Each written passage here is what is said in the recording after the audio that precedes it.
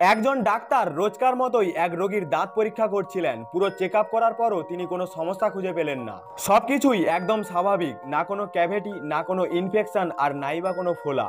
কিন্তু রোগী তখনও ব্যথায় কাতর, বারবার চিৎকার করে বলছিল, ডাক্তার খুব ব্যথা হচ্ছে। ডেন্টিস্ট বিভ্রান্ত হয়ে গেলেন, দাঁত একদম ঠিক, তবুও এই তীব্র ব্যথা কেন? কিছুটা সন্দেহ হলো, তিনি এক্স রে আবার মনোযোগ দিয়ে দেখলেন। দাঁতের গোড়ার কাছে কিছু ছোট ছোট সাদা ছায়া চোখে পড়ল, তবে ভেবে নিলেন হয়তো আলোয় রিফ্লেকশন হচ্ছে। তিনি রোগীকে বললেন, সব ঠিক আছে, বাড়ি গিয়ে বিশ্রাম নিন। সন্ধ্যায় ক্লিনিক বন্ধ করে তিনি যখন বেরোচ্ছিলেন, হঠাৎ চোখে পড়ল সিঙ্কে কিছু ছোট ছোট অদ্ভুত পোকা নড়াচড়া করছে। কৌতূহলে তিনি ফিল্টার খুললেন, দেখলেন ভিতরটা ভর্তি সেই অদ্ভুত কীটগুলোয়। ঘেন্নায় তিনি ফিল্টারটা সরাসরি ডাস্টবিনে ফেলে দিলেন, কিন্তু ঠিক তখনই হাত ধোয়ার জন্য কল খুলতেই তার মাথায় হঠাৎ এক চিন্তা ঝলকে উঠল। তিনি তড়িঘড়ি ফিরে গেলেন অফিসে, রোগীর এক্স রে আবার বড় করে দেখলেন, আর এবার স্পষ্ট বোঝা গেল ওগুলো কোনো রিফ্লেকশন নয়, ওগুলো ছিল জীবন্ত কীট, যারা দাঁতের গোড়ায় ঘেঁষে ছড়িয়ে পড়ছিল।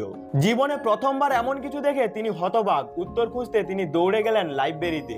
অনেক পুরনো মেডিকেল ফাইল ঘেটে অবশেষে পেলেন ব্যাখ্যা। ওগুলোকে বলা হয় টুথ ওয়ার্ম। এগুলো এক ধরনের পরজীবী, যারা দাঁতের চারপাশে ডিম পাড়ে আর সময়ের সঙ্গে সঙ্গে শরীর জুড়ে ছড়িয়ে পড়ে, শেষমেশ পৌঁছে যায় মস্তিষ্কে। জানা যায় বহু বছর আগে এক পুরনো বায়ো এক্সপেরিমেন্টের ফল ছিল এগুলো, যে পরীক্ষা পরে বন্ধ করে দেওয়া হয়, আর তারপর থেকে কখনোই এই কিটগুলোকে দেখা যায়নি আজ পর্যন্ত। ডেন্টিস্ট চিন্তায় ডুবেছিলেন, ঠিক তখনই হাসপাতাল থেকে ফোন এলো, সেই রোগী আবার এসেছে, এইবার ব্যথা আরো তীব্র। ডেন্টিস্ট জানতেন এবার ভেতরে আসলেই কি আছে। তিনি ধীরে ধীরে গ্লাভস আর গগলস পরলেন, বললেন কেসটা সিরিয়াস। কিন্তু ঠিক তখনই নার্স দৌড়ে এসে বলল, স্যার তাড়াতাড়ি আসুন, রোগীর অবস্থা খুব খারাপ। আর কোনো পথ ছিল না, তিনি প্রোটেক্টিভ স্যুট পরে সার্জারি শুরু করলেন। যেই মাত্র ইনজেকশন দিলেন, রোগী যন্ত্রণায় ছটফট করতে লাগলো। মনে হচ্ছিল কিটগুলো বুঝে গেছে বিপদ এসে গেছে, আর তারা এখন দ্রুত গতিতে মস্তিষ্কের দিকে ছুটছে। এবং তখনই রোগীর চোখ রক্ত লাল হয়ে উঠল।